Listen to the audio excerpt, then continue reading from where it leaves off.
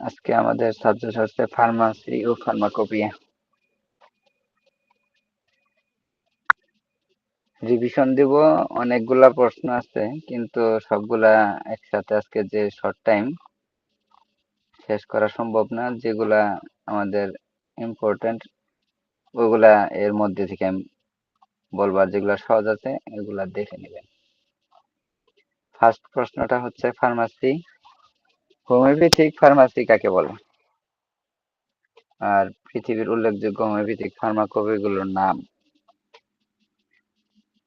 আপনারা আপনাদের মধ্যে থেকে কেউ কি বলতে পারবেন হোমিওপ্যাথিক ফার্মাসিটা কি বা কাকে বলে? যদি বলতে পারেন মাইকটা অন করে কথা বলেন।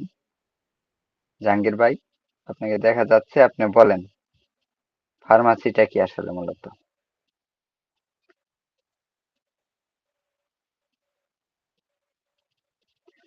মাইক্রোফোন অফ জাহাঙ্গীর ভাইয়ের।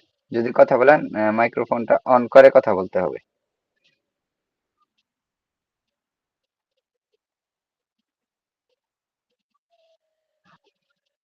আচ্ছা, হয়তো বা কথা শোনা যাচ্ছে না, বুঝতে পারেন নাই, ঠিক আছে।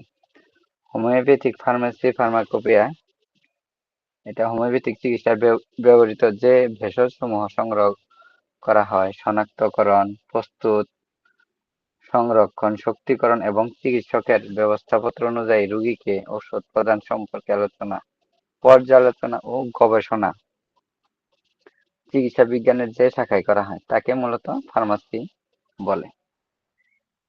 আর এই ফার্মাসির যে কোম্পানিগুলো আছে অথবা ফার্মাকোপিয়া, এগুলা অনেক আছে। তার মধ্যে উল্লেখযোগ্য হলো জার্মান হোমিওপ্যাথিক ফার্মাকোপিয়া, জিএইচপি, এটা সংক্ষিপ্ত রূপ। আর একটা আছে আমেরিকান হোমিওপ্যাথিক ফার্মাকোপিয়া, এসপিএস, এটা দিয়ে বোঝায়। আর একটা হচ্ছে British homeopathic pharmacopoeia, BHP, India homeopathic pharmacopoeia, SPI, France homeopathic pharmacopoeia, Swiss homeopathic pharmacopoeia. এগুলা মূলত এই ওষুধ প্রস্তুতের যে কোম্পানিগুলো আছে এগুলা সারা দেশে এই মেডিসিন গুলা এই কোম্পানির গুলা মূলত চলে। আরেকটা সেকেন্ড প্রশ্ন হচ্ছে পরিশ্রুত পানি বিশুদ্ধতা পরীক্ষা করার নিয়ম, এটা আপনারা একটু দেখে নেন, সহজ আছে। আর 3 নাম্বার হচ্ছে ব্যবস্থাপত্র কাকে বলে? ব্যবস্থাপত্রের 4টি অংশের নাম। আব্দুল্লাহ ভাই, আমার কথা শোনা গেলে একটু কথা বলেন, শোনা যাচ্ছে নাকি?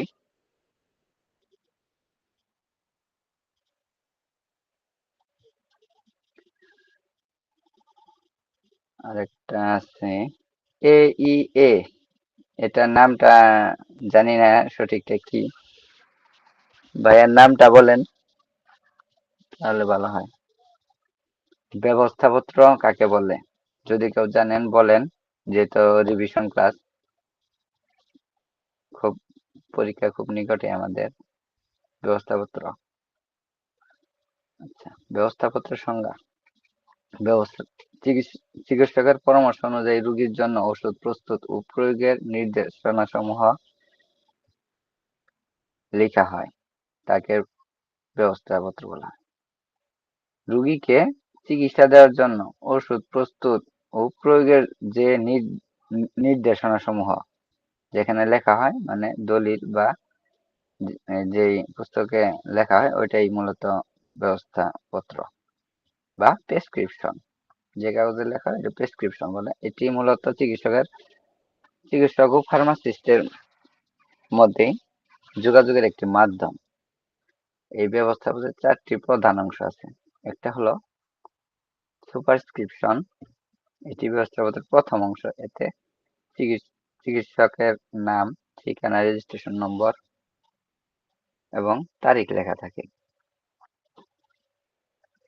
আরেকটা হচ্ছে ইনস্ক্রিপশন, এই অংশে ওষুধের নাম, শক্তি এবং পরিমাণ স্পষ্টভাবে উল্লেখ করা হয়। আরেকটা 3 নম্বর সাবস্ক্রিপশন, ফার্মাসিস্টের জন্য ওষুধ প্রস্তুতির নির্দেশনা। এই অংশে থাকে ওষুধ কিভাবে মিশ্রিত করতে হবে, কোন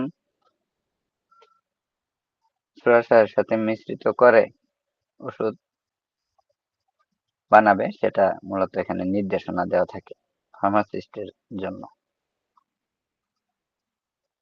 আর একটা হচ্ছে লাস্ট সিগনেচার, এটি রোগীর জন্য ওষুধ সেবনের নির্দেশনা, দিনে কতবার খাবে অথবা কখন খাবে ইত্যাদি এখানে স্পষ্টভাবে লেখা থাকে।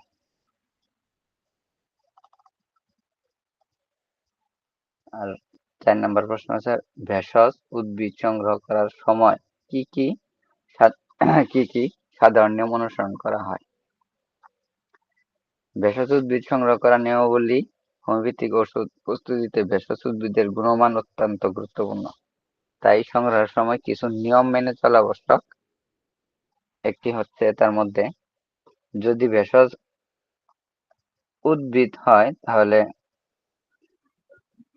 উদ্ভিদ বিজ্ঞানী দ্বারা ভেষজটি শনাক্ত করতে হবে। ভেষজটি যদি উদ্ভিদ হয় তাহলে কোন উদ্ভিদ, বিজ্ঞানী দ্বারা তা শনাক্ত করতে হবে। উদ্ভিদের সতেজ এবং টাটকা অংশ সংগ্রহ করতে হবে।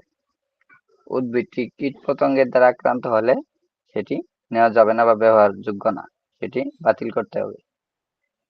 প্রখর রোদ বৃষ্টির সময় বা পরে শীতের সকালে যখন শিশির পড়ে তখন সংগ্রহ করা যাবে না। এই সময়গুলা এড়িয়ে চলতে হবে ভেষজ সংগ্রহের ক্ষেত্রে। সাধারণত ফুল ফোটার সময় বা পূর্ব মুহূর্তে সংগ্রহ করা উচিত।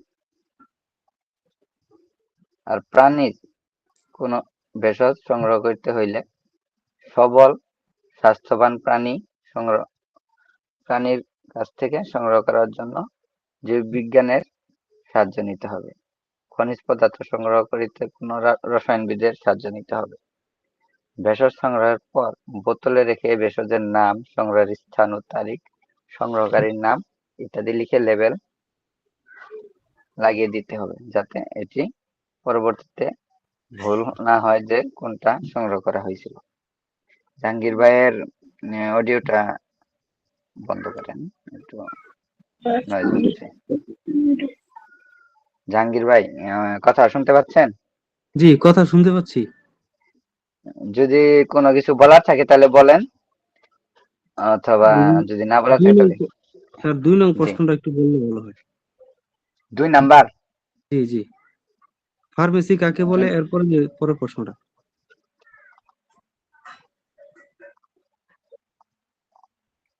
তারপরের প্রশ্ন হলো ব্যবস্থাপত্র। ব্যবস্থাপত্রের আগে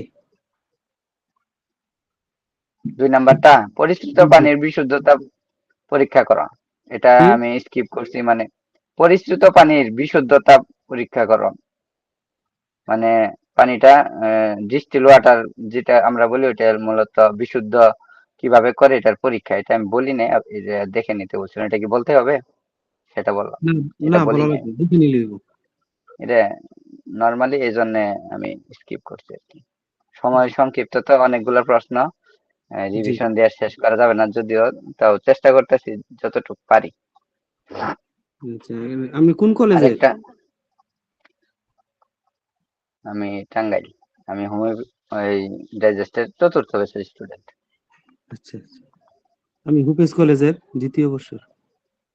আচ্ছা, আরেকটা হচ্ছে সুরাসারের ধর্ম বা ব্যবহার।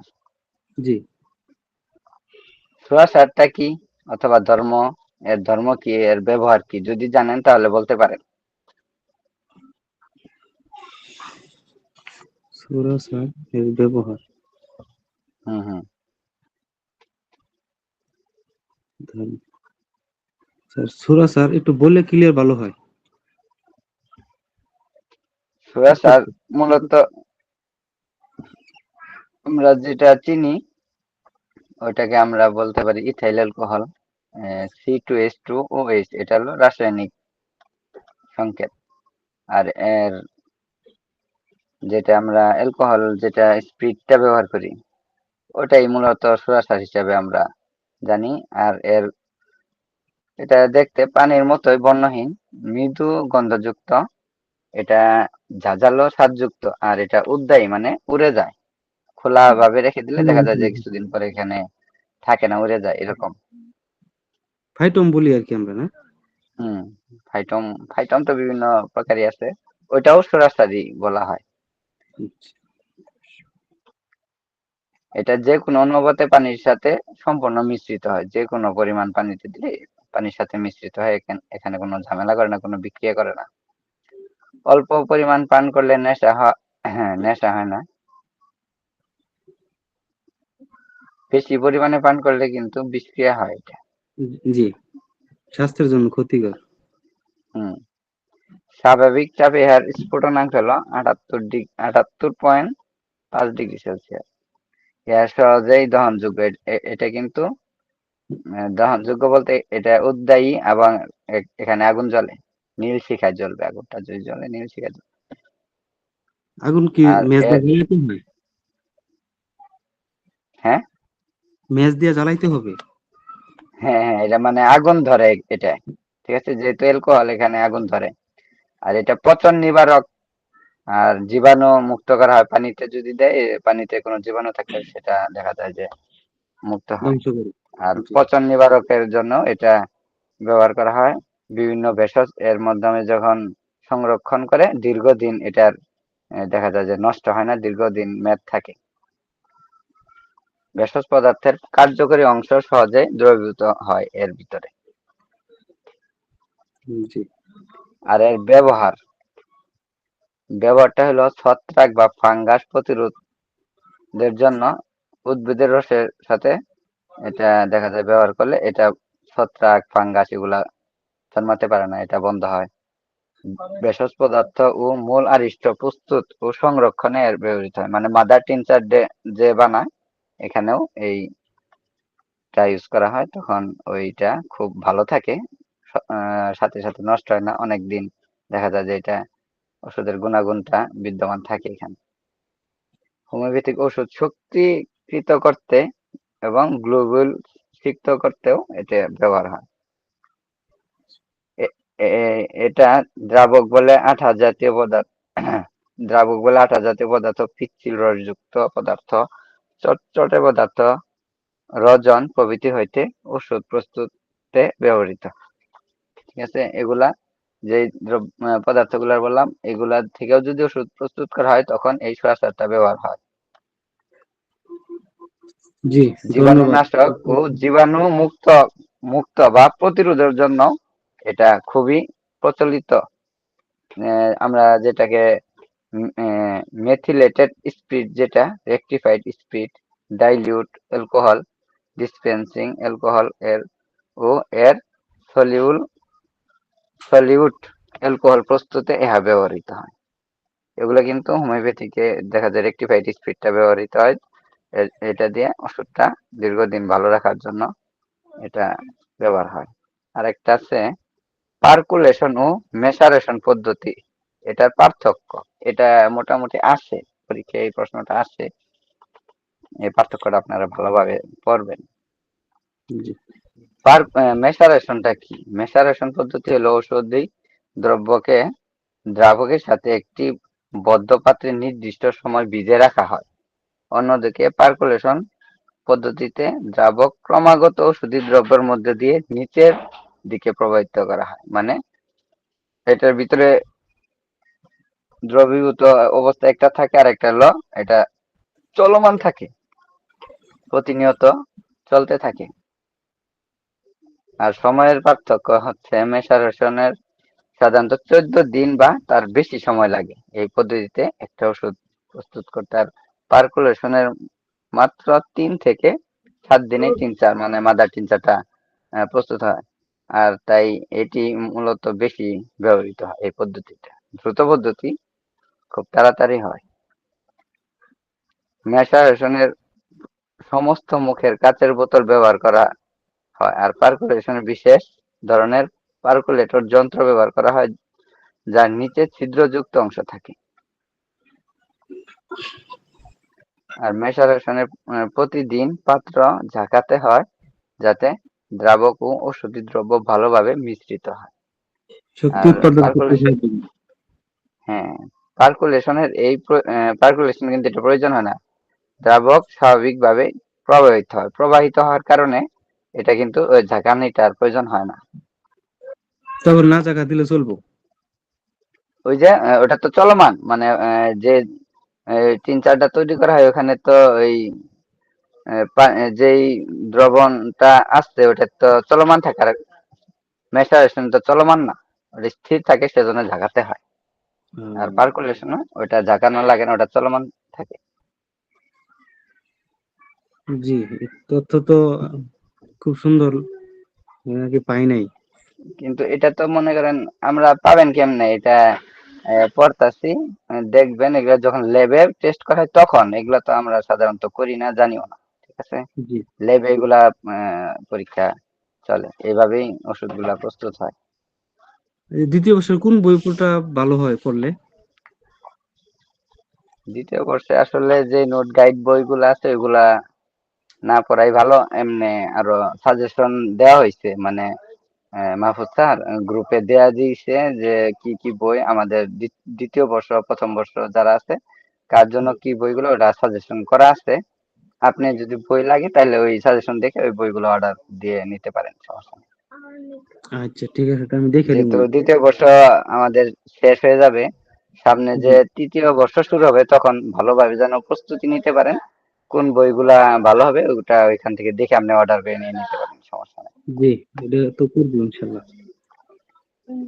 আর কোনো প্রশ্ন আছে 6 নম্বরে?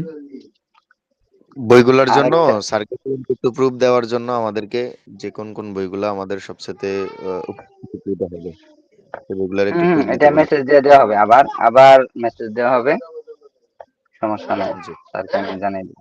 ওকে। আর প্রয়োগের ক্ষেত্রে শুষ্ক ঔষধ দ্রব্যের জন্য পার্কুলেশন এবং তাজা উদ্ভিদের জন্য মেসারেশন অধিক উপযুক্ত, দুইটার জন্য দুইটা, শুষ্কর জন্য পার্কুলেশন আর তাজা উদ্ভিদের জন্য মেসারেশন, এই দুইটা পদ্ধতিতে ওষুধগুলো প্রস্তুত করা হয়।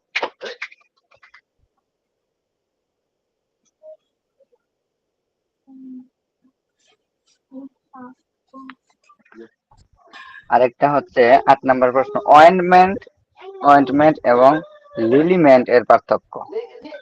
অয়েন্টমেন্টটা কি, কেউ যদি জানেন বলতে পারেন।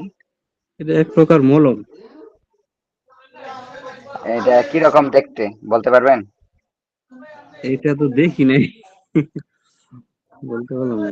তো অয়েন্টমেন্ট যেরকম। অয়েন্টমেন্ট একটা আছে, লিনিমেন্ট আছে, আরেকটা আছে কিন্তু লোশন। তিনটা কিন্তু তিন জাতীয়, কিন্তু এগুলা সবই মালিশ করে। জি অয়েন্টমেন্ট আমি বলতেছি, এটা কিন্তু স্বচ্ছ দেখা যায়, ওইরকম ভেজলিন দেখছেন, ভেজলিন, জি মেরিল, জি। এই জাতীয় দেখা যায়। আর লিলিমেন্ট ওই রকম না, এটার মধ্যে একটু মেন্থল টাইপ থাকে, দেখা যায় যে আপনি মালিশ করলেন, ঘষাঘষি করলেন, একটু পরে শুকায় গেল এরকম। অয়েন্টমেন্ট কিন্তু একটু অয়েলি অয়েলি ভাব থাকবে, আর লোশনটা হইলো মানে দুধের মতো, অথবা ওই যে ক্রিমটা আছে ওই ওই রকম, ওইটা হলো লোশন টাইপ। ঠিক আছে, আচ্ছা আমি উত্তরটা বলি। অয়েন্টমেন্ট হলো চর্বি বা তেল জাতীয় ভিত্তি থেকে প্রস্তুত, আধা আঠা, আধা কঠিন প্রলেপ বা যা ত্বকে মেখে প্রয়োগ করা হয়। অন্যদিকে লিলিমেন্ট হলো তরল বা আধা তরল। ঠিক আছে, আধা তরল মানে একদম তরল না, কিছুটা ইয়ে আছে, তরলের ভাব আছে, যা ত্বকে ঘষে বা মালিশ করা হয়। অয়েন্টমেন্ট আধা কঠিন ও মোলায়েম প্রকৃতির হয়, লিলিমেন্ট তরল বা আধা তরল অবস্থায় থাকে, যা সহজে প্রবাহিত হয়। এটা যদি কোনো শিশুতে থাকে, সেটা যদি পরে যায় সেটা কিন্তু প্রবাহিত হবে, কিন্তু অয়েন্টমেন্টটা কিন্তু ওই রকম ভাবে ঢেলে দিলে পড়বেও না, ওখানে আটকে থাকবে এরকম। জি জি। অয়েন্টমেন্ট তৈরিতে ভেজলিন, লেনো লেনোলিন বা মোম ব্যবহার করা হয়, আর লিলিমেন্ট তৈরিতে তেল, সরিষার সার বা সাবান দ্রবণ ব্যবহার করা হয়। তৈল ব্যবহার করা হয়, সরিষার সার বলতে ওই স্প্রিট এরকম জাতীয় পদার্থ ব্যবহার করা হয়, সেজন্য সেটা গড়ায় যায় বা ওই তেলের মতো দেখায়। সেটা। অয়েন্টমেন্ট ত্বকে আলতোভাবে মেখে বা প্রলেপ দেওয়া হয়, লিলিমেন্ট ত্বকে শক্তভাবে ঘষে মালিশ করা হয়। মানে ঘর্ষণটা এরকম হয় যে ঘষলে যেন ত্বকটা গরম হয়ে যায়, এইভাবে ঘষলে ওটার কাজটা দ্রুত হয় বা শরীরের সাথে তাড়াতাড়ি শোষিত হয়, এরকম একটা কাজ করে। সাথে সাথে তার রেজাল্ট দেখা যায় যে ঠান্ডা লাগতেছে, ত্বকটা যেখানে দিল ঘষেও, তখন ঘষলেও গরম হইলো, তৎক্ষণাৎ দেখা যায় ওখানে ঠান্ডা হয়ে যাচ্ছে এরকম। অয়েন্টমেন্ট ধীরে ধীরে ত্বকে শোষিত হয় এবং দীর্ঘস্থায়ী প্রভাব ফেলে, আর লিলিমেন্টটা দ্রুত শোষিত হয় এবং তাৎক্ষণিক উপশম প্রদান করে। আচ্ছা, আরেকটা বিষয়, আমাদের কিন্তু এই বিষয়গুলোতে অনেকে ক্লাস করতে অনীহা দেখায়। কিন্তু গতকাল ম্যাটেরিয়া মেডিকেল ক্লাসটা করছিলাম, প্রায় 10 থেকে 15-16 জনের মতো ছিল। কিন্তু হুম এই হুম হুম। গুলো হোমিওপ্যাথিতে এখন বর্তমান যে সিচুয়েশন এগুলাতে লাগতেছে। কিন্তু আগে এগুলা হয়তোবা মানুষ অতটা ভালোভাবে অগ্রাধিকার দেয় না দেইখা এই আজকে হোমিওপ্যাথির এই পরিণতি। ঠিক আছে? এখন সবাইকে এটা বলতে হবে যে এইসব ক্লাসগুলো আমাদের অত্যন্ত জরুরি। আসলে হোমিওপ্যাথি কিন্তু কোনো একটা বিষয়ের উপর ভিত্তি করে চিকিৎসা না। আমি আমার প্রথমে যে এই রিভিশন ক্লাস ছিল, ওখানে একটা হোলিস্টিক অ্যাপ্রোচ বলে কথা আছে হোমিওপ্যাথিতে, ওইটা আমি বিস্তারিতই মোটামুটি আলোচনা করছি। কারণ একটা ছাড়া একটা হবে না। আপনি কোনটা বাদ দিবেন, যেটাই বাদ দিবেন ওইটাই আপনার মনে করেন যে ভুল। যে কোনো অংশই বাদ দেন, জি, জি। আপনি আমাদের রুগীর খাদ্যাভ্যাস সম্পর্কে নিলেন না, জানলেন না, তাহলেও ভুল হবে। এখন মনে করেন সবকিছু আপনি জানেন, রুগীর সবই জানেন, সবই করলেন, কিন্তু ওষুধ প্রয়োগ, ব্যবহার বিধি আপনি জানেন না, তাহলে কি আপনি সঠিক চিকিৎসা দিতে পারবেন? তাহলে ফার্মেসির জ্ঞান যদি না থাকে, তাহলে আপনি কি সঠিক চিকিৎসা করতে পারলেন? কোনোদিনও সম্ভব না। সবকিছু অলরাউন্ডার হতে হবে, ঠিক আছে? কিন্তু এক রাউন্ডে যায় যদি এক রাউন্ডই খেলেন আপনি, উম, আর কোনো খেলা কিন্তু পারবেন না। তখনই আপনি ভুল করবেন, এই ভুল করলেই শেষ। আপনি নিজের প্রতি বিশ্বাস হারাবেন তখনই, যে আমি তো ওষুধ জি, ঠিক ঠিক দিলাম, কাজ করে না কেন? আসলে কি জি, জি, হোমিওপ্যাথি ওষুধ কাজ করে? তখন আপনিই বলবেন। এরকম অনেক স্যার দেখছি, এরকম হয় যে তার সমস্যা হয়েছে, সে আরেক জায়গায় হোমিওপ্যাথিক ডাক্তার থাকা সত্ত্বেও সে বলতেছে হোমিওপ্যাথি ওষুধ এখন আমার কাম করবো না। এরকম খাস বাংলায় বললাম আমি। এখন আমার এমবিবিএস এর কাছে যাইতে হবে। ঠিক আছে, এরকমও হয় দেখি, ডাক্তারের প্রতি বিশ্বাস নাই। এরকম নাই। কি জন্যে? না ওই জানার যে কারণে। সম্পূর্ণ সব বিষয়ে জ্ঞান নাই। এই সমস্যাটা হইছে এটা। এটাই, যে এখন হ্যাঁ, ইমার্জেন্সি কেস, এখন আমার এই হোমিওপ্যাথি কাজ করবে না।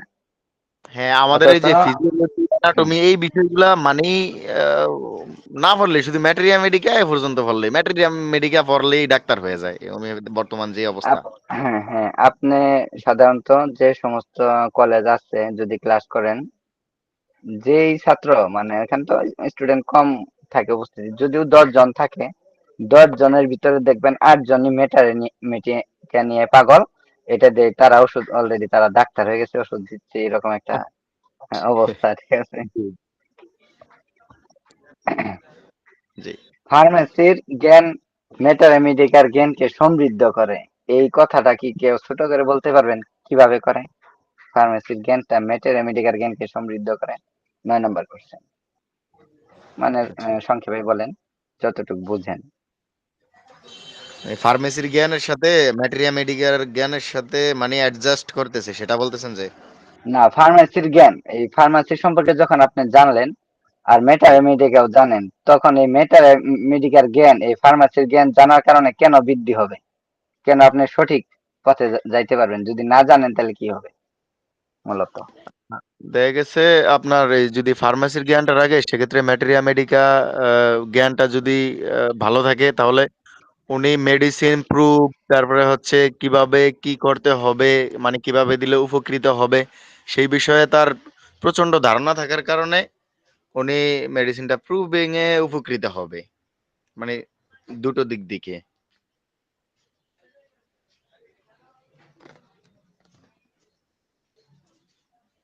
হুম, অনেকটা ওইরকমই। হোমিওপ্যাথিক ফার্মাসি এবং মেটারেমিডিকার পরস্পর কিন্তু একদম সম্পর্কযুক্ত, কেউ কেউ জি, ছাড়া না। এটা তারা না। ভাবা যাবে না যে আমি আপনি মেটারেমিডিকা জানি, আমার ফার্মেসি জ্ঞান না থাকলেও চলবো, এটা কিন্তু কোনোদিনও সম্ভব না। না, সম্ভব। আপনার আপনি ফার্মেসি যদি জানতেই ডোজ হবে। মাত্রা আপনি যদি মাত্রা সিলেকশন না করতে পারেন, যেমন রোগটা হইলো 6 বছর ধইরা, এখন আপনি মেডিসিন একটা দিচ্ছেন 3x বা 6, এখন তার যেই গভীরের রোগটা আছে সেটা কি আদৌ কি সেই জায়গায় পৌঁছাবে? মানে আরলিফোস হবে আসলে মাত্রা, সেটা? ওষুধের মাত্রাটা একদম নির্ভর করে হোমিওপ্যাথিতে। এখন যে বর্তমান রাজত্ব করছে জর্জ ভিতুলকাস, তার একটা বই আছে লেভেল জি। Of health. এই লেভেল অফ হেলথ বইয়ে সমস্ত কিছু একদম পূর্ণাঙ্গ ভাবে লেখা আছে যে কোন রোগীকে কোন মাত্রার ওষুধ কোন ধাপে দিতে হবে, কোন ধাপে যাবে। ঠিক আছে, এটা যখন পড়বেন তখন বুঝবেন। আসলে বইটার নাম, বইটার নাম পুরাতন রোগ বললেই যে তাকে 1 mcm অথবা 10 mg দিতে হবে এরকম কিন্তু না। ঠিক আছে, সেটাই আমি বুঝাইতে চাইছিলাম যে, আচ্ছা বইটার নাম মনে কি করেন বলছেন? লেভেল অফ হেলথ বইটার নাম, George level of Vithoulkas writer. Health. হুম, জর্জ জর্জ ভিতুলকাস এটার লেখক। জর্জ আচ্ছা ঠিক আছে। একটা রোগী মনে করেন 6 বছর ধরেই সে অসুস্থ, এখন তো অনেক অনেক অবস্থা খারাপ, সে এখন শয্যাশায়ী। ভাইটাল ফোর্স, এখন টোটালি আপনার কাছে, ভাইটাল ফোর্স। জি। এখন এখন সে আসছে আপনার কাছে যে তার অনেক ব্যথা, ব্যথায় হাঁটতে পারে না, সে শুয়ে থাকে খালি। ঠিক আছে, এরকম শুয়ে আছে, খুবই মারাত্মক অবস্থা। কোনো মানুষ দেখা যায় যে তার দেখতে গেলেও সে দূরে থেকে বলে যে আমার কাছে এসো না, এরকম একটা অবস্থা। এখন সে উঠেও বসতেও পারে না, এত ব্যথা, খুবই মারাত্মক হুম, অবস্থা, খুব সিভিয়ার কন্ডিশন। এখন হুম, হুম। একে আপনি মেডিসিন দেখলেন, যে সিলেকশন হুম। করলেন ও মেডিসিন, এখন মাত্রা কত দিবেন বলেন তো এই রুগীকে? যেহেতু ওনার মুমূর্ষু অবস্থা এবং সংকটাপন্ন, মানে ভাইটাল ফোর্স টোটালি দুর্বল। হুম। হুম হুম হুম সেই জায়গায় আমার মনে হয় উচ্চ পাওয়ার না দেওয়ার চেয়ে মধ্যম পাওয়ার দেওয়াই সবচেয়ে শ্রেয়। হুম, ঠিক আছে, একদম সঠিক। কারণ তাকে যদি উচ্চ পাওয়ার দেওয়া হয় সে ওইটা নিতে পারবে না, ভাইটাল ফোর্স ওইটা যদি গ্রহণ করতে না পারে, অনেক সময় অ্যাক্সিডেন্ট দুর্বল হয়ে হয়ে যেতে এমনকি পারে। ওই রোগী মারাও যেতে পারে ওই সময়তে। হুম, আচ্ছা, আমরা ছিলাম হলো ফার্মাসির আর মেটে আমেরিকার এটার সম্পর্কটা পড়াচ্ছি। ঠিক আছে, কিভাবে ফার্মেসি মেটে আমেরিকাকে সমৃদ্ধ করে। প্রথমত, ফার্মেসির জ্ঞান থেকে আমরা জানতে পারি কোন ওষুধ কোন উৎস থেকে প্রস্তুত করা হয়, উদ্ভিদ, জি। প্রাণীর, নাকি খনিজ উৎস থেকে। ঠিক আছে, উৎস তো জি। অনেক আরো আছে। দেখা যায় যে নোসট গুলা তৈরি করা হয় শরীর জীবাণু থেকে থেকে। মানুষের হুম, জীবাণু থেকে। আর এই ওষুধগুলা প্রকৃতি কি, প্রকৃতি বুঝতে সাহায্য করে এই ফার্মাসির জ্ঞানটা। ওষুধের প্রকৃতিটা মূলত দেখা যায় যে বোঝা যায় যে আসলে ওষুধ থেকে আসছে কি, এটার প্রকৃতিটা বোঝা যায় এই ফার্মাসির জ্ঞানটা থাকলে। আর জি। মাদার টিংচার প্রস্তুত ও শক্তিকরণ প্রক্রিয়া জানার মাধ্যমে বোঝা যায় কোন শক্তিতে ওষুধ বেশি কার্যকর। জি। আর তৃতীয়ত, ওষুধের দ্রব্যতা, স্থায়িত্ব এবং সংরক্ষণ পদ্ধতি জানা থাকলে চিকিৎসায় ওষুধের গুণমান বজায় রাখা সম্ভব। আপনি জি। যদি জানেন যে ওষুধটা কোথায় রাখতে হবে, কোথায় রাখা যাবে না, এটা যদি না জানেন, একটা হুম। ঝাঁঝালো গন্ধযুক্ত জায়গায় যদি ওষুধ পাশে রাখেন, ওই ওষুধটা কিন্তু নষ্ট হয়ে যাবে। তার নষ্ট হয়ে যাবে বা শক্তিটা হারাবে। হুম। আরেকটা এর জন্য বিষয় হচ্ছে, এগুলো জানা আহ, হ্যাঁ, ভাই, বলেন। হচ্ছে হোমিওপ্যাথি মেডিসিনটা এরকম, যেমন মাদার টিংচার হোক কিংবা ডাইলিউশন হোক, যদি ওই মেডিসিনটার ভিতরে যদি একটা বালু কণার 4 ভাগের 1 ভাগও যদি যায়, সেক্ষেত্রে আপনার মেডিসিনটা বেশি দিন লাস্টিং করবে না। 1 সপ্তাহ বা 2 সপ্তাহ বা 3 সপ্তাহের ভিতরে মেডিসিনটা নষ্ট হয়ে যাবে। এটা আমি প্রমাণিত ন্যানো আমার ন্যানো একদম ন্যানো পরিমাণ, মানে একদম সূক্ষ্ম পরিমাণও যদি ওইখানে কোনো দ্রব্য বা পদার্থ যায়, তাহলে ওষুধটা নষ্ট করার জন্য সক্ষম হবে ওই একটু কণাই। ঠিক আছে, নষ্ট হয়ে যাবে। এবং যদি এই থেকে সূর্যের আলো আমাদের সরাসরি, সাবধান হতে হবে। হ্যাঁ হুম, সূর্যের আলো যদি সরাসরি সূর্যের পায়। বিকিরণের কারণে নষ্ট হয়ে যাবে, তাপ তাপ লাগলে। হুম, জি। এগুলো আমাদের জানা থাকা একদম কম্পালসারি। এগুলা না জানা থাকলে দেখা যায় যে আমি চেম্বার দিছি, এমন ভাবে আমার এইটা সাজাইছি, সরাসরি সূর্যের আলো পড়তেছে ওষুধের উপরে, ওষুধের আর সবগুলো মেডিসিন যেগুলার উপরে পড়ে দেখেন নষ্ট হয়ে যাবে। মেডিসিনের স্বাদ গন্ধ কিন্তু একই থাকবে, আপনার মেডিসিনের এই ক্রিয়াটা নষ্ট হয়ে যাবে এক কার্যকারিতা থেকে। কথায়। হুম, খাদ্যটা নষ্ট হয়ে যাবে। জি। আর হচ্ছে একজন সঠিক হোমিওপ্যাথ হইতে মেমোরাইজড, মানে যে সিমটম গুলো আমাদের দরকার, এটা প্র্যাকটিস করে না কিন্তু, ঠিক আছে। এই জন্য ফার্মাসি তারা দেখা যায় যে ওইভাবে এই, জানে না, জি, জি। প্র্যাকটিস করে না। এটা কিন্তু একটা বড় একটাই, প্র্যাকটিস না করে শুধু বই পড়লে রাইট। হবে না, প্র্যাকটিস করতে হবে। আমি বই পড়ে ডাক্তার আমাকে হওয়া এক সম্ভব না। নাসির উদ্দিন ডাক্তার আছে না? এই যে ডাক্তার নাসির, ডক্টর পয়েন্টার। আমি হুম, যখন ১ম বর্ষে ছিলাম, তখন আমাকে বলছে যে, "তুমি যেহেতু ১ম বর্ষে, তুমি ২০ টা থেকে ৩০ টা মেডিসিন, যে ১ম বর্ষে যে মেডিসিন গুলো আছে ২৫ টা, সেগুলা নিয়ে অন্তত তুমি প্র্যাকটিস করো, বা অ্যাডভান্স লেভেলের যেগুলো আছে ওগুলাও নিয়ে প্র্যাকটিস করো।" তো বলছে, স্যারকে বলছি, "স্যার, আমি ভর্তি না হইতে আমি প্র্যাকটিস শুরু করছি।" বুঝছেন? তো এখন আলহামদুলিল্লাহ আ আমার ফার্মেসিতে আছি এখন। ছোটখাটো একটা ফার্মেসি। আ বুঝছেন? যাই এই হোক, যে দেখ আমাদের ক্লাসের টাইম খুবই অল্প, কয় মিনিট আছে, বেশি টাইম নাই, মাত্র 10টা পর্যন্ত আসছি। আমি আচ্ছা। ক্লাস শেষ করি, তারপরে ইনশাল্লাহ আমাদের পরবর্তীতে কথা হবে ইনশাল্লাহ, ঠিক আছে। আর মেটারামেডিকা জানে ওষুধের সম্পূর্ণ ক্লিনিক্যাল পিকচার, ঠিক আছে। মেটারামেডিকা যারা জানবে তারা কিন্তু ক্লিনিক্যাল পিকচারটা পুরাটাই জানতে পারে। আর এই ফার্মাসি তথ্য থেকে মেটারেমেডিয়ার জ্ঞান কিন্তু সমৃদ্ধ করব, কারণ এই ক্লিনিক্যাল পিকচার জানে, তখন যে ফার্মাসির সব নিয়ম কানুন জানে, তখন যদি সে প্রয়োগ করতে যায়, সে কিন্তু সফলভাবে বুঝতে পারবে যে আসলে কিভাবে কাজটা করছে, রুগী কি আচরণ করছে, কিন্তু সে বুঝতে পারবে, ঠিক আছে। এই জন্য আসলে মেটারেমেডিকার সাথে যখন এই ক্লিনিক্যাল ফার্মাসির জ্ঞানটা যুক্ত হয়, তখন এটা অটোমেটিক্যালি সমৃদ্ধ বা উন্নত হয়ে যায় জ্ঞান, যে এই দুইটা জানবে সে, পুরাপুরি ওষুধগুলো প্রয়োগ করতে পারবে, সঠিক নিয়ম কানুন জানবে। 10 নম্বর প্রশ্ন হচ্ছে হোমিওপ্যাথিক ফার্মাসি পাঠের প্রয়োজনীয়তা। এটা অলরেডি আমরা আলোচনা করছি, এগুলোর ভিতরে চলে আসছে, ঠিক আছে, এটা আমি আর আলোচনা করছি না, দেখে নিন। আর ব্যবস্থাপত্রের সাবস্ক্রিপশন ও সিগনেচার বলতে যে একটা আছে, দুইটা, এটাও আলাদা করে আসছে, এটাও আমাদের প্রশ্নে অন্তর্ভুক্ত আছে। ব্যবস্থা সাবস্ক্রিপশন বলতে কি বুঝেন, বা সিগনেচার, এই দুইটা কেউ বলতে পারেন? সাবস্ক্রিপশনটা কি, এখানে কি থাকে, আর সিগনেচারে কি থাকে, কি বিষয়গুলা জি থাকে? স্যার, সরি বুঝতে পারি না। আরেকটু ক্লিয়ার করেন, নেট প্রবলেম তো। বললাম, ও, জি। ব্যবস্থাপত্র, এখানে কিন্তু 4টা আছে অপশন, মানে ভাগ।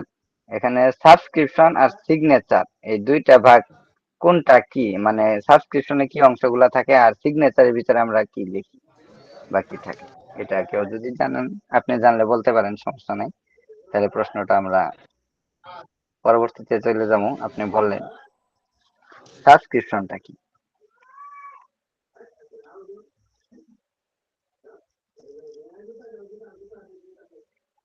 ওকে, নেট প্রবলেম থাকলে আমি বলি, কারণ সময় যেহেতু কম। ব্যবস্থাপত্রের যে অংশ ওষুধ ব্যবহারের দিক নির্দেশনা লেখা থাকে, তাকে মূলত সাবস্ক্রিপশন বলে। এখানে রুগীকে ওষুধ কিভাবে সেবন করতে হবে, কতবার খেতে হবে, খাওয়ার আগে না পরে, অন্যান্য প্রয়োজনীয় নির্দেশনা লিপিবদ্ধ থাকে। এটি ফার্মাসিস্ট এর জন্য ওষুধ তৈরির দিক নির্দেশনা প্রদান করে, এখানে সাবস্ক্রিপশনের মধ্যে লেখা থাকে। আর আর সিগনেচারটা শেষ অংশে চিকিৎসকের স্বাক্ষর, রেজিস্ট্রেশন নাম্বারও থাকে এখানে। আর রুগীর, এটি ব্যবস্থাপত্রের সত্যতা ও বৈধতা প্রমাণ করে, চিকিৎসকের নাম, ডিগ্রি, রেজিস্ট্রেশন নাম্বার ইত্যাদি এখানে অন্তর্ভুক্ত থাকে।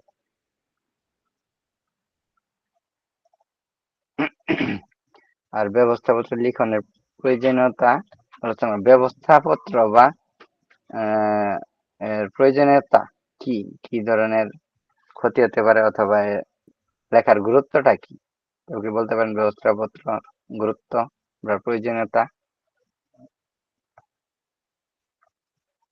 এটা খুবই গুরুত্বপূর্ণ প্রশ্ন। ব্যবস্থাপত্রের প্রয়োজনীয়তা অবশ্যই বলতে, আমি কিছুটা হলেও হ্যাঁ, বলি। হ্যাঁ, বলেন। হ্যাঁ, যেমন ব্যবস্থাপত্রে ১ম এ হচ্ছে নাম, তারপরে হচ্ছে ঠিকানা। হ্যাঁ, নামের দিক দিয়ে ধরতে হবে যে লোকটা কি হিন্দু কিংবা মুসলিম কিংবা অন্য অন্য ধর্মের। কিন্তু হিন্দু হইলে কিন্তু হিন্দু মুসলিম বা যে কোনো ধর্মের হলে মেডিসিনের কিছু দিক চেঞ্জ এক্সচেঞ্জ থাকতে পারে, ঠিক আছে। তারপরে হচ্ছে নাম, ঠিকানা এবং পেশা। পেশা সবচেয়ে গুরুত্বপূর্ণ জিনিস, ঠিক আছে। এই পেশাদারিত্বর কারণে মেডিসিন তাও চেঞ্জ হয়। একটা মেডিসিন চিন্তা ভাবনা করছি, দেখছি যে উনি সেলের কাজ করতেছে, তখন আমার মেডিসিনটা ফুললি অন্যদিকে ঘুরে যাইতে পারে, ঠিক আছে। নাম, ঠিকানা, পেশা এবং শারীরিক গঠন, তারপরে এই সম্পূর্ণ মিলে কিন্তু এই কেস টেকিং সহকারে আপনার এটার গুরুত্ব খুবই অপরিসীম। মানে এক ঠিক আছে, আমি কথায় এখন যে অ্যাড করি। ব্যবস্থাপনা যেটাকে বলে। আসলে জি। ব্যবস্থাপত্র ছাড়া কোনো হোমিওপ্যাথিক ডাক্তার চিকিৎসা করতে পারবে না, মূল কথা কিন্তু এটাই। কোনোদিন রোগীলিপি ছাড়া চিকিৎসা হবে না। আমি যে আমি সরি, আপনার কথা সঠিক। রুগী লেগে ছাড়া আমি চিকিৎসা হবে। জি। এখানে অ্যাড করলাম রোগীলিপি, ব্যবস্থাপত্র, রোগীলিপি, কেস টেকিং, এটা একই জিনিস, ঠিক আছে। হোমিওপ্যাথিক চিকিৎসা ব্যবস্থাপত্র একটি গুরুত্বপূর্ণ একই জিনিস। দলিল, এটা কিন্তু দলিল। এখন আইনগত থাকতে পারে, আইনগত ব্যবস্থাপত্র ব্যবস্থা আইনি দলিল হিসেবে কাজ করে, কারণ একটা চিকিৎসক ওষুধ যে রুগীকে দিবে, দিক নির্দেশনা দিচ্ছে, সেটার কিন্তু একটা প্রমাণ এই ব্যবস্থাপত্র, মানে এই কেস টেকিংটা। কোন রুগীকে কি ওষুধ দিল, এটা কিন্তু একটা প্রমাণ। যে কোনো অ্যাক্সিডেন্টের ক্ষেত্রে এটা কিন্তু তখন আপনার কাজে লাগবে। এটা দেখালে দেখা যায় যে জি, জি, অনেক রাইট। আপনার যেমন দুর্যোগ আসতে পারে, রোগীর ক্ষতি যেমন হয়েছে, একটা তখন বিষয়, আপনি এখান থেকে একটা- ই পারবেন। যে আমি আমি এই আর মেডিসিন দিছি, ওনার ক্ষতি হয়েছে অন্য কারণে, এই মেডিসিনে এই ক্ষতি হইতেই পারে না। একটা হ্যাঁ, হ্যাঁ, আমার হ্যাঁ। বাস্তবে একটা ঘটনা বলি আমি। আমার এক কাজিন, তাও এই হোমিও ডাক্তার, উনি অপারেশন হয়েছে সেই রুগীর প্রায় 3 থেকে 4 মাস। হ্যাঁ, পরে মেডিসিনে পলিভাসের জন্য মেডিসিন সিলেকশন করছে সাইলোসিয়া। কিন্তু উনি কেস টেকিং করছে ওই জিনিসটাকে খুবই এড়িয়ে গেছে, যে ওনার অপারেশন হয়েছে 3 থেকে 4 মাস। সেক্ষেত্রে হুম, মানে অ্যাবডোমিনাল একটা অপারেশন হয়েছে, মানে টিউমার হয়েছিল পেটের ভিতরে সম্ভবত। পরবর্তীতে উনি সাইলোসিয়া সিলেকশন করার পরে মেডিসিন আপনার 15 থেকে 20 দিন খাইছিল। খাওয়ার পরে ওনার ধীরে ধীরে শিলাই ছুটে যাচ্ছে। হ্যাঁ, এখন পরে বলতে মানে সবাই ওনার কাছে ইয়ে করেছে, মানে ওই ওই রুগীরে বলতেছে যে কি এটা এমন হইলো কেন, এটা এমন হইলো কেন, কিন্তু কেউ তো ধরতে পারতেছে না যে হোমিওপ্যাথি মেডিসিনের কারণে এটা এরকম হয়েছে। সাইলেন্সিয়া কিন্তু 6 মাসের আগে কোনো রুগীকে দিলে অপারেশনের, সেক্ষেত্রে এটা সেলাই ছুটে যাওয়ার সম্ভাবনা হুম, হুম, 60 থেকে 70% থাকে। থাকে। হ্যাঁ, থাকে, এটা হ্যাঁ, রিস্কি, এটা এখন জানা থাকার। এই ওই যে কেস রুগী টেকিং যদি করতো, বুঝতে পারে না, কিন্তু যে ডাক্তার যে হুম, ডাক্তার এই মেডিসিনটা প্রয়োগ জি, করছে, সে যদি সঠিকভাবে কেস টেকিংটা নিত, তখন কিন্তু এই ভুলটা করতে পারতো না, যে তার একটা অপারেশন হয়েছে, এই সময় সে এটা রাইট। এড়িয়ে চলতো, অথবা এটা কিন্তু এই ঘটনা ঘটতো না, কেস টেকিং না হ্যাঁ, করার পরবর্তীতে, কারণে এই ঘটনা জি, ঘটে। জি, রাইট। আর পরবর্তীতে ওই ব্যবস্থাপত্রের, ওই রুগী তো বুঝতে পারে নাই। হুম, হ্যাঁ, হুম, ওই রুগী আর বুঝতে পারে না যে এটা এটা ব্যবস্থাপত্রের হোমিও জন্য ডাক্তারের কারণে এরকম হচ্ছে। হ্যাঁ, রোগীর রোগ লক্ষণ, নির্ধারিত ওষুধের বিবরণ থাকে। এটি ভবিষ্যতে চিকিৎসা ক্ষেত্রে ধারাবাহিকতা রক্ষা করে। যেমন একটা রোগী 6 মাস অথবা 1 বছর যাবৎ চিকিৎসা নিচ্ছে, এই কেস টেকিং দেখেই কিন্তু তাকে চিকিৎসা প্রদান করা হবে।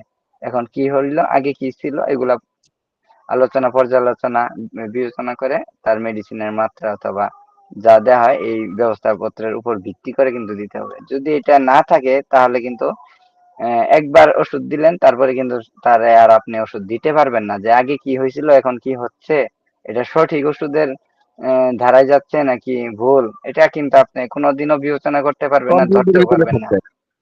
হ্যাঁ, হ্যাঁ, সঠিক ওষুধ প্রদানের জন্য ব্যবস্থাপত্রের মাধ্যমে ফার্মাসিস্ট সঠিক ওষুধ শক্তি মাত্রা রোগীকে কিন্তু সরবরাহ করতে পারে, যখন এই সঠিক ভাবে এই ব্যবস্থাপত্রটা করবে, এতে নির্ভুল ওষুধ সিলেকশন করা বা প্রদান করা সম্ভব হয়।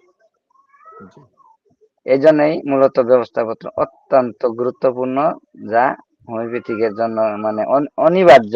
মানে এটা না থাকলে ওষুধ দিলেও আপনি সিলেকশন করা যায়। একবার দিতে পারেন, হয়তো বা ফার্স্ট প্রেসক্রিপশন যে কেউ করতে পারে, আপনি বই দেখে মিলিয়ে দিলেন, হইলো, রোগী একটু কমে আসলো কিন্তু ভালো হয় নাই, তখন আপনার রাস্তা কি, আপনি পথ হারাইছেন।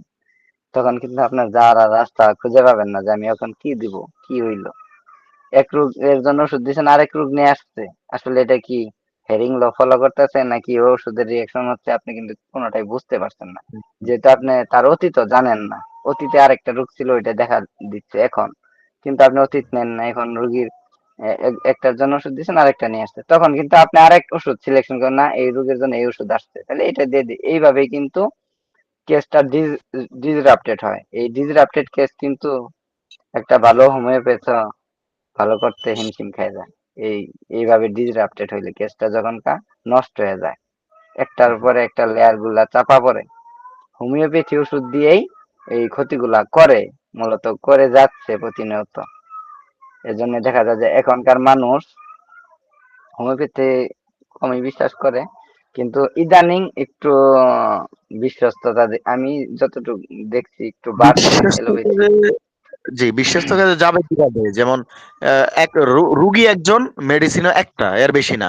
এখন আপনি যদি মেডিসিন দেখা গেছে যদি ৩, ৪টা, ৫টা একটা রুগীকে মেডিসিন দেন তাহলে রোগটা তো সাপ্রেসডই হবে। এখন এই জিনিসগুলা তাদেরকে যদি আমরা বলি ডাক্তারদেরকে, হোমিও ডাক্তারদেরকে, তখন বলে যে রোগ তো ভালো হয়। বুঝছেন? আমি বলি যে আরে অ্যালোপ্যাথি তো এর চেয়ে ভালো। হেরো রোগ চাপা দেয়, আপনারা তো ডবল চাপা দেন। বুঝছেন? এখন আসলে তাদেরকে তাদের বিষয়টা হলো কি, আপনার কাছে মনে করেন 5টা ঢেল আছে, ঢেল। আমরা আমাদের এখানে বলি ঢেল, মানে আম পারবেন, একটা আম পারবেন, 5টা ঢিল আছে। এখন এই হুম, 5টা ঢিল হাতে নিয়ে যদি ঢেল দেন, আপনি কিন্তু ওই 5টা কোনটা যে আমের মধ্যে লাগবো বলতে পারবেন না। এখন ওই যে জি। ঝড়ে বক মারে ফকিরের কেরামতি পারে, ওই রকম একটা পরিস্থিতি, হয়তো একই বা লাগতে সমস্যা হইছে। পারে। হ্যাঁ, হ্যাঁ। এটা লাগিয়ে যাবে। ঠিক এটা আছে, কাজ না করে এটাই। এটা। একজন হুম। ডিএইচএমএস ডাক্তার, হ্যাঁ? আমি বলছি যে নাম হইছে মুজাহিদুল ভাই। পরে উনাকে বলছি যে মুজাহিদুল ভাই আপনি তো ডিএইচএমএস কমপ্লিট করেছেন। এই যে ৪-৫টা মেডিসিন একসাথে আছে দেন, এগুলা কি একটার সাথে একটা সমস্যা? উনি কি ওষুধ খাচ্ছে না মদ খাচ্ছে? তখন উনি আমাকে বলল যে কয় আরে মিয়া যেইডারে মারিয়া যেইডা কাজ করে। আমি কি এটা কোনো কথা? আপনারা তো হোমিওপ্যাথির একেবারে ১২টা তো বাজান, ১৪টাও বাজান। পরে উনি আর ঠিক আমার আছে সাথে ভাই, তর্ক জড়াইতে এগুলার চায় না, কথা যে আমার এখানে সাথে তর্ক আমরা না জড়াইলে আর বলি, পারবে না। যেহেতু ক্লাস টাইম আমাদের কম, পরবর্তীতে আমরা মিটিং ঠিক আছে। আলোচনা করব, জি, ঠিক আছে। 28:30 বেজে যাচ্ছে, 15 মিনিট সময় আছে। আচ্ছা, প্রাণীজ উৎসের যে মেডিসিন গুলো আছে, 5টা নাম বলতে পারবেন কেউ? জি। বলেন। কি কি উৎস থেকে, প্রাণীজ উৎস থেকে ওষুধ প্রস্তুত হয়েছে, এরকম নামটা বলেন। কি কি প্রাণী থেকে প্রাণীজ, আমরা ওষুধ প্রাণীজ, পাই? প্রাণী প্রাণী। প্রাণীজ। হুম। আচ্ছা, প্রাণী থেকে হচ্ছে আপনার সিপিয়া, ল্যাকেসিস, ল্যাকক্যানিনাম, হ্যাঁ, ল্যাকফিনেনাম, আহ তারপরে হচ্ছে কি বললে, ল্যাকডিফ্লোরেটাম, অনেকগুলো আছে। হুম। হুম। 5টাই বললাম। এপিস্মেল আছে, ক্যান্থারিস আছে। এগুলো একদম কমন, লেখেছিস। এপিস্মেল, ক্যান্থারিস, হ্যাঁ, সিপিয়া, হ্যাঁ, বিসমিল, এগুলা মূলত কমন। মানে 5টাই বললাম আর কি, বেবি স্মেল টেম্পারি। আচ্ছা, ঠিক আছে। আর উদ্ভিদ উৎস জি। থেকে 5টা বলেন। উদ্ভিদ। উদ্ভিদ হচ্ছে ফালসেটিলা, নাগবোম, হ্যাঁ, তারপরে হচ্ছে আপনার ফালসেটিলা, নাগবোম। চায়না আছে, কারুবেস আছে, আর্নিকা আছে, এগুলা একদম কমন। ঠিক আছে, পরীক্ষায় আসলে লিখে দিলে জি, চলবে 5টা। ইডিকা আছে, বেলাডোনা আছে। জি। আর ভেষজ বহ কাকে বলে? ভেষজ বহ, একটি আদর্শ ভেষজ বহের বৈশিষ্ট্য কি? ভেষজ বহটা কি জানেন? ভেষজ হচ্ছে আহ, ভেষজ মানে না, এই ভেষজ বহ। যে ভেষজ না কিন্তু, ভেষজ বহ, প্রশ্নটা বুঝেন। ভেষজ বহ কাকে বলে, এটা আসছে পরীক্ষা, এখানে ভুল করা যাবে না, এটা আসলে কিন্তু সহজ প্রশ্ন। ভেষজ বহ কাকে বলে? বহ মানে বহন করে। ভেষজ বহ কাকে বলে, এটা বলেন। প্রশ্ন না বুঝলেও সেটা বলবেন। আমার হ্যাঁ, জি। বিশেষ আমি সত্যি কথা বলতে আমি এটা এখন পর্যন্ত করতে পারি না, আয়ত্ত করতে পারি না। যদি জানা থাকতো আচ্ছা, ঠিক তাহলে আছে। অন্তত এক লাইন হলো বলতাম। হুম। যেসব পদার্থের কোনো ঔষধি গুণ নাই, অর্থাৎ যেসব পদার্থের রোগ সৃষ্টি বা নিরাময় করতে পারে না, অথচ হোমিওপ্যাথিক ওষুধ প্রস্তুতে, শক্তিকৃত করতে, ওষুধ প্রয়োগ করতে ও সংরক্ষণ করতে মূল ভেষজ পদার্থের বাহক হিসেবে ব্যবহৃত হয়, তাকেই ভেষজ বাহক বলে। এর উদাহরণ দিতে পারবেন? কি কি আছে এখানে? এখন তো বুঝলেন জিনিসটা কি, এখন উদাহরণ দেন তো। বলে দিলাম ভেষজ গ্রহটা, এর উদাহরণ কি, কি কি ভেষজ গ্রহ থাকে? উদাহরণ তো বলতে পারতেছি না, সরি। এতক্ষণ তো পড়ে আসলাম আমরা ওইটাই, অ্যালকোহল যেটা বলি স্প্রাইট, ও ওইটা আচ্ছা কিন্তু আচ্ছা। ভেষজ গ্রহ। ঠিক আছে, জি জি জি জি। এই যে আমি নামের ওটা কারণে এই ভেষজ গ্রহ লেখার কারণে কিন্তু আমরা ভুল করে ফেলবো, কিন্তু মূলত ওইটাই ভেষজ গ্রহ। ওটাও তো ভেষজ গ্রহ। এই কোনো জি জি, মিথ্যা। অন্য গুণাগুণ নাই। ওই, দেখা যায় যে ভেষজটাই মূলত উনি বহন করে, অথবা আহ, জীবাণুমুক্ত অথবা দীর্ঘস্থায়ী মেদ বাড়ানোর জন্য দেখা যায় যে এর কাজটা এখানে থাকে। জি ভেষজ উদ্ভিদের সক্রিয় উপাদান যেমন অ্যালকালয়েড, গ্লুকোসাইড, রেজিন ইত্যাদি সহজে দ্রবীভূত করার ক্ষমতা থাকতে হবে ভেষজ গ্রহের। ঠিক আছে, এইগুলা যার ক্ষমতা আছে ওটাই ভেষজ গ্রহ। নিষ্কাশিত ওষুধ গুণাবলী দীর্ঘদিন অক্ষুণ্ণ রাখার জন্য, মানে এটা ওষুধের গুণটা দীর্ঘদিন অক্ষুণ্ণ রাখার জন্য, মানে মেয়াদটা দীর্ঘস্থায়ী করে, এটা ব্যবহার করলে মেয়াদটা, ওষুধের মেয়াদটা অনেক দিন থাকে। সাধারণত জি 45 থেকে 90 পর্যন্ত, মানে একদম 45 থেকে 90% শক্তি সম্পন্ন অ্যালকোহল ব্যবহার করা হয়, যা উদ্ভিদের প্রকৃতি অনুযায়ী নির্ধারিত। বিভিন্ন উদ্ভিজ্জ ওষুধের বিভিন্ন লেভেলে, মানে বিভিন্ন পার্সেন্টে এই স্পিডটা ব্যবহার করা হয়, অ্যালকোহলটা ব্যবহার করা হয় ওইভাবে।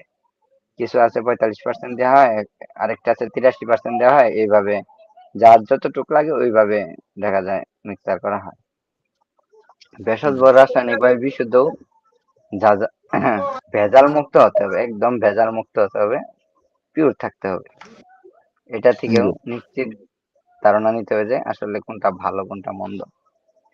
রাসায়নিকভাবে নিরপেক্ষ হতে হবে এবং ওষুধের গুণাগুণ কোনো পরিবর্তন আনবে না। এই ভেষজ গ্রহটা, এর গুণাগুণ এটা ব্যাকটেরিয়া ও ছত্রাকের বৃদ্ধি প্রতিরোধ করবে। গ্লোবুলস জি। কি, কিভাবে এর নাম্বারিকরণ করা হয়? এটা গ্লোবুলস কি, এটা তো জানেন, গ্লোবুলসটা আমরা পরে নিব। আর নাম্বারিকরণ যেটা আছে, এটা বুঝেন কিভাবে গ্লোবুলস নাম্বারিকরণ করা হয়? মানে যে আমরা বলি 10 নাম্বার 20 নাম্বার, এটা কিভাবে তারা পরিমাপ করে, এটা কি জানেন? না, কেন দশ সেটা নাম্বার শোনা। কেন 20 নাম্বার?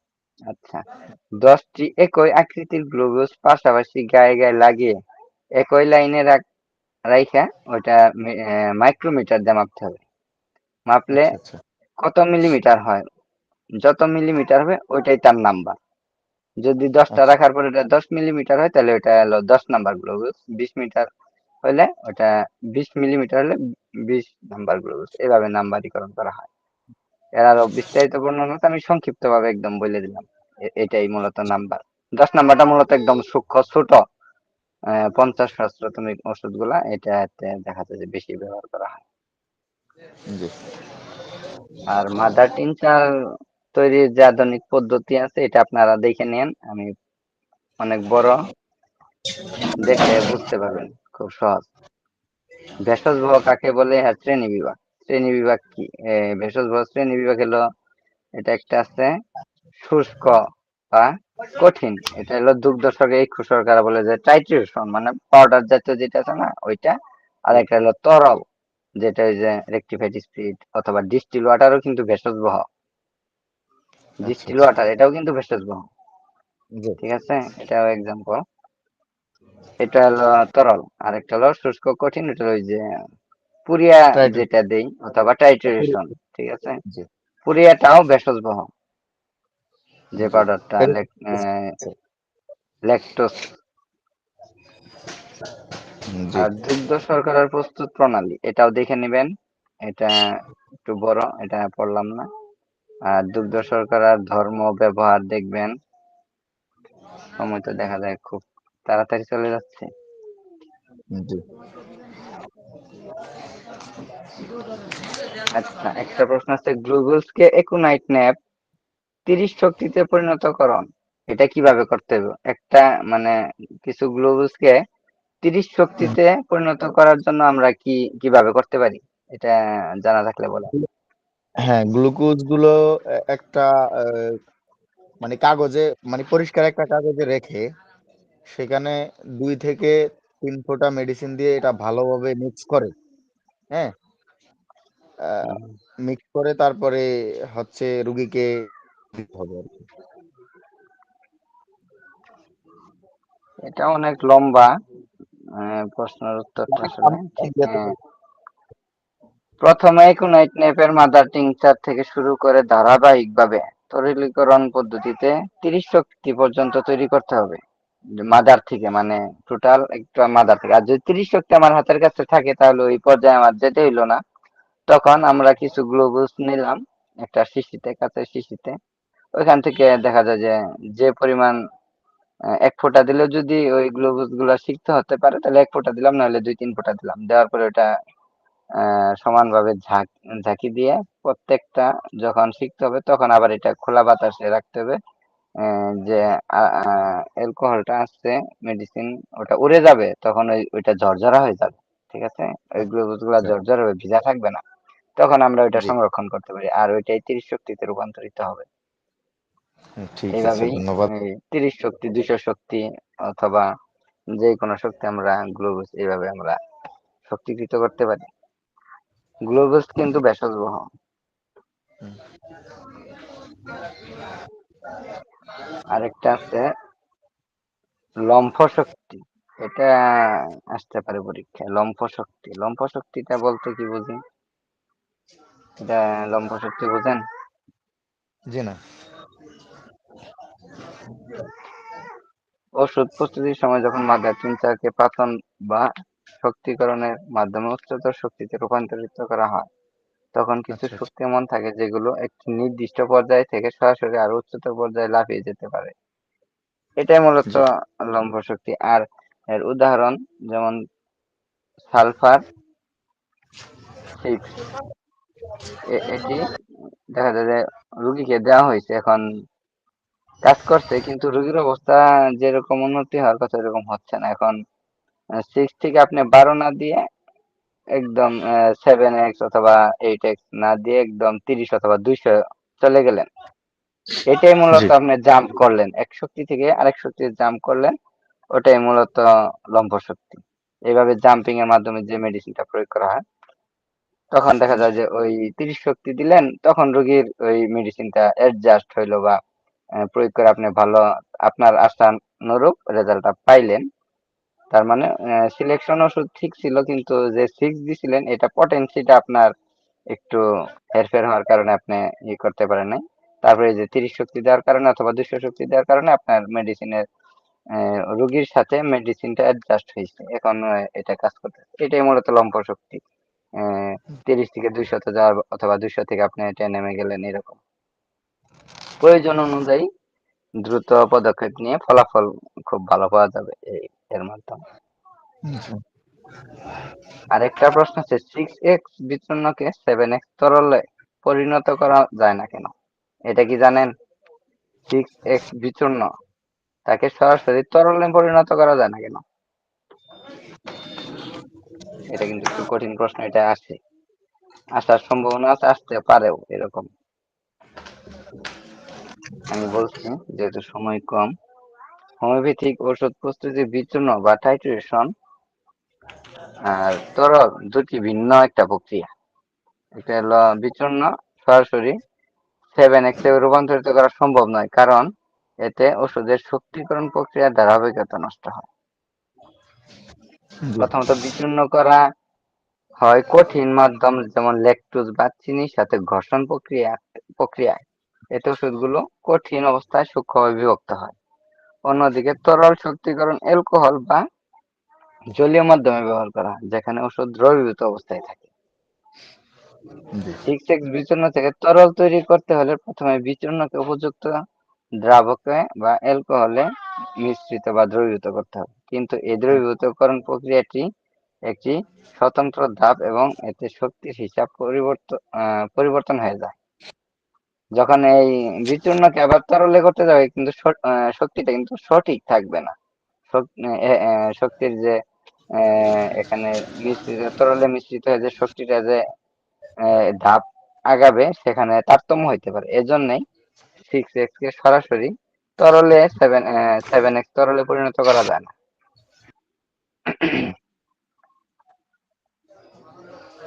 আরেকটা 25 নম্বর প্রশ্ন, ডিস্টিল ওয়াটার পরিস্রুত পানি এটা কি? এটা এখানে আমরা আগে আলোচনা করে আসছি, এটা টিকা হিসেবে এখানে দিচ্ছে সংক্ষিপ্ত। আর ফার্মাকোপিয়া এটাও সংক্ষিপ্ত, এটা দেখে নেবেন। হোমিওপ্যাথিক ফার্মাসি ও ফার্মাকোপিয়ার পার্থক্য, যেহেতু আমরা আগে পড়ে আসছি ওই দুইটা জিনিস, ফার্মাসি আর ফার্মাকোপিয়ার পার্থক্যটা এখানে আছে, দেখবেন। যেহেতু সময় শেষের দিকে আমি স্কিপ করে যাচ্ছি এগুলা। আচ্ছা, 29 নম্বর প্রশ্ন, হোমিওপ্যাথিক ভেষজের সংজ্ঞা। ভেষজ বলতে কি বুঝি আমরা? ভেষজ, হোমিওপ্যাথিক ভেষজ কি? হোমিওপ্যাথিক ভেষজ বলতে যে মেডিসিন দিয়ে আহ, এটা তৈরি করে মেডিসিনটা, ওই মেডিসিনেরই মূল ইয়েটাকে ভেষজ বলে। যেই ভেষজটা আসলে কাঁচামাল যে থেকে হোমিও হুম, মেডিসিন তৈরি হয়, কাঁচামালটাকে ভেষজ বলে। কাঁচামালটাকে ভেষজ তৈরি করে, জি। আচ্ছা আমি এখানে এড করতেছি, যে সকল পদার্থ থেকে হোমিওপ্যাথিক ফার্মাকোপিয়া নির্দিষ্ট নিয়মে প্রস্তুত বা শক্তিকৃত তরল শক্তিকৃত করলে সুস্থ মানব দেহে রোগ উৎপাদন করে এবং অসুস্থ দেহের রোগ মুক্ত করে, তাকে ভেষজ বলে। ভেষজের কিন্তু রোগ তৈরি করা উৎপত্তি এবং করা মুক্ত করা দুইটাই থাকবে, ঠিক আছে। সে কিন্তু এই যে কি বলে, হোমিওপ্যাথি ছাড়া আরেকটা জান কি আছে, তারা এই যে ভেষজ ডাইরেক্ট খাওয়ায়, মানে ওই হামদর্দ আছে আর কবিরাজরা এরকম ভেষজ দিয়ে যে ওষুধ বানায়, তারা কিন্তু একবারে ওই রটাই মানুষকে দেয়, তারা খায়, সাথে সাথে কিন্তু রেজাল্ট পাওয়া যায় অথবা বিষক্রিয়াও হয়। এখান থেকে কিন্তু অনেক দেখা যায় যে মানুষ অ্যাক্সিডেন্টও হয় সরাসরি খাওয়ার ফলে। আর মানে নুসড ওটা ওষুধ যত সম্পর্কে দ্রুত ধরে, আহ, দ্রুত ধরে, হুম দ্রুত রেজাল্ট আসে, দ্রুতই ছেড়ে দেয়। হুম হুম হুম, এত শক্তি নাই, এত শুধু ওইটুক শক্তি, এত সূক্ষ্ম করা হয় নাই, শক্তিকৃত না। হ্যাঁ। আর নুসড ওষুধের নাম বলতে পারেন 5টা, কি কি নুসড ওষুধ আছে? অ্যাডুইনাম, সিফিলিনাম, টিউবারকুলিনাম, সরিনাম, আর হচ্ছে ডিপথেরি নাম, ইসপেরিনাম। আরেক ভেরিলিনাম, মার্বেলিনাম আছে অনেক হ্যাঁ, এগুলা। দেখা যায় যে মেডোরিনাম গোনোরিয়া রোগের জীবাণু হইতে প্রস্তুত, সিফিলিনাম সিফিলিস রোগের জীবাণু হইতে প্রস্তুত, আর জি, সরিনাম খুসখসরার জীবাণু থেকে প্রস্তুত। প্রস্তুত। আর ডিপথেরিয়া যেটা, ওটা ওই ডিপথেরিয়া রোগের জীবাণু থেকে প্রস্তুত, মূলত জি, জীবাণু থেকেই এগুলা প্রস্তুত। আর ভেরিলিনাম যেটা, ওটা বসন্ত রোগের বিষয়টা, মানে জি, জীবাণু থেকে প্রস্তুত। জি। ড্রাগ, মেডিসিন ও রেমেডি, এটা করে শেষ করবো ক্লাস। ড্রাগ, মেডিসিন ও রেমেডি, এটা ড্রাগটা কি, মেডিসিনটা কি, রেমেডিটা কি, এটার উত্তর আপনাদের বলতে হবে। কে কে বলবেন, একটা একটা করে বলেন। একজন ড্রাগ বলেন। ড্রাগ, ড্রাগ হচ্ছে মানে ঔষধি গুণ সম্পন্ন, মানে পদার্থ আর কি। আহ, মানে এটা থেকে ওষুধ তৈরি করা যায়, মানে রোগ উৎপাদনও হয়, আবার রোগ এটা থেকে আপনার নিরাময় করা যায়। মোট কথা, ড্রাগ বলতে সেই প্রকৃতি বা কৃত্রিম পদার্থকে বোঝায় যা মানবদের প্রয়োগ করলে তার শরীরের প্যাথোলজিক্যাল পরিবর্তন আনতে সক্ষম, হুম। ঠিক আছে। তার পরিবর্তন হবে, প্যাথোলজিতে পরিবর্তন জি, আনবে, ওটাই মূলত ড্রাগ হিসেবে আমরা চিনি। বা ওষুধ প্রস্তুত করা যায় ড্রাগ থেকেই, মূলত ওষুধ প্রস্তুত করা হয় একটা কাঁচামাল, এটাই মূলত। যেমন বেলেডোনা গাছের পাতা বা এর মূল একটি ড্রাগ, উদাহরণস্বরূপ।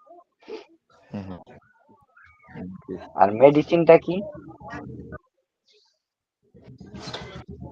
মেডিসিনটা হচ্ছে ড্রাগ থেকে শক্তিকরণ করে সেই যে ঔষধ প্রস্তুত হয়, হ্যাঁ, ওই ড্রাগটাই রোগ নির্মূল শক্তিকরণের করতে মাধ্যমে সক্ষম। যে মেডিসিন প্রস্তুত হয়, ওইটাই মূলত মেডিসিন। আর রেমেডি? রেমেডি হচ্ছে যেটা যেটা হোমিওপ্যাথিক মেডিসিন ড্রাগ শক্তিকৃত আর কি, পরীক্ষিত, হুম, এবং যেটাকে মানে ওই যে এই ভেষজ পদার্থ তার শরীরে প্রুভ করলে যেটা রোগ উৎপন্ন হয়। আর আহ, এই ইয়াটা হচ্ছে আপনার রেমেডিটা হচ্ছে রোগটা আপনার সরাতে ব্যবহার হয় আর কি। এক কথায় এই সূক্ষ্ম মাত্রায় যে মেডিসিন গুলো আছে আর কি, 30, 200, 1000। স্যার রেমেডি কি পথ্য না, মানে যেগুলো না। হচ্ছে আমরা খাইলে মেডিসিনটা হুম, আরেকটু বেটার কাজ করে বা আমাদের সুস্থতায় বেশি কাজ হয়? এখন ফারজান আপু বলেন, আপনি বলেন রেমেডিটা কি, ভাইটা শুনতে আপনারটা শুনি। আমি শিওর জানি না, সম্ভবত রেমেডি পথ্যকে বোঝায়। যেমন ডায়রিয়া হইলে আমাদের বেশি তরল খাবার খাইতে হয়, এটা রেমেডি। তারপরে স্যালাইন খাইতে হয়, এগুলো রেমেডি। আমাদের কিন্তু এগুলা জানা খুবই দরকার। আমি বলছি রেমেডিটা আসলে কি। রেমেডিটা প্রত্যেকটা মেডিসিনই রেমেডি, কিন্তু প্রত্যেকটা মেডিসিন কিন্তু রেমেডি মেডিসিন হবে না, বুঝছেন? এরকম কথা একটা আছে যে রেমেডিটা বিশেষভাবে হোমিওপ্যাথিক ওষুধকে বিশেষ বোঝায়। যেমন আপনার মনে করেন যে মাথা ব্যথা করছে, আপনি ডাক্তারের কাছে গেলেন, আপনার রোগীলিপি করবে ডাক্তার। রোগীলিপি করার পর শুধুমাত্র আপনার জন্য কোন মেডিসিনটা সিলেকশন করছে ওইটা কতটুক মাত্রায় দিবে, যে মাত্রায় দিবে, কি মাত্রায় দিল, ওইটাই মূলত রেমেডি শুধু আপনার জন্য। ওইটা কিন্তু আপনি খাইলে আপনি সুস্থ হবেন, আরেকজনকে দিলে কিন্তু সে সুস্থ হবে না। ওইটাই রেমেডি আপনার জন্য প্রস্তুত করবে ডাক্তার। যে আপনার বেলেডোনা 30 দিলে আপনি ভালো হইলেন, ওইটা আপনার জন্য রেমেডি, অন্য জনের জন্য না। কিন্তু এটা সিমিলিবাস কিউরেন্টার যে নীতি, এটা মূলত অনুসরণ করে প্রয়োগ করা হয়। ডিরেক্ট আপনার সাথে যেই মেডিসিনটা সিমিলিমাম হবে ওইটা আপনার জন্য রেমেডি। প্রত্যেকটা মেডিসিন, ঠিক আছে, এইভাবে যখন সিলেক্টেড হবে ওইটা রেমেডি। বুঝতে পারছেন নাকি বুঝেন নাই? না বুঝলে বলেন, বুঝলেও বলেন যে ক্লিয়ার। এটা কিন্তু জানা জরুরি রেমেডিটা কি আসলে। জি, ক্লিয়ার।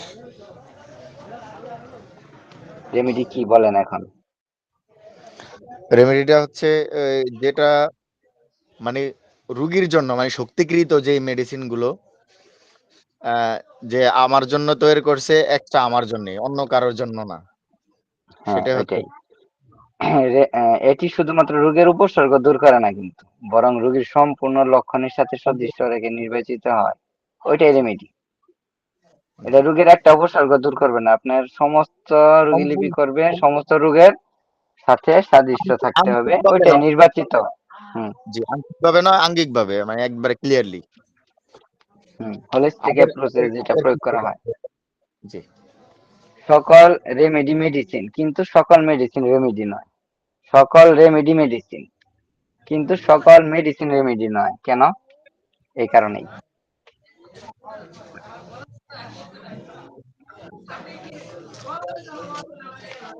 আমরা ক্লাসের সময় শেষ করছি। আর যে প্রশ্নগুলো আছে ছোট ছোট প্রশ্নই, 2-3টা আছে, ওটা আপনারা দেখে নিন। এই গুরুত্বপূর্ণ প্রশ্ন এইটা ছিল, শেষ করলাম। ঠিক আছে, আপনাদের জন্য শুভকামনা। আশা করি ইনশাল্লাহ সবাই ভালো পরীক্ষার জন্য প্রস্তুতি নিচ্ছেন, পরীক্ষা ভালো হবে। জি, ইনশাআল্লাহ। ধন্যবাদ। আসসালামু আলাইকুম। আসসালামু আলাইকুম।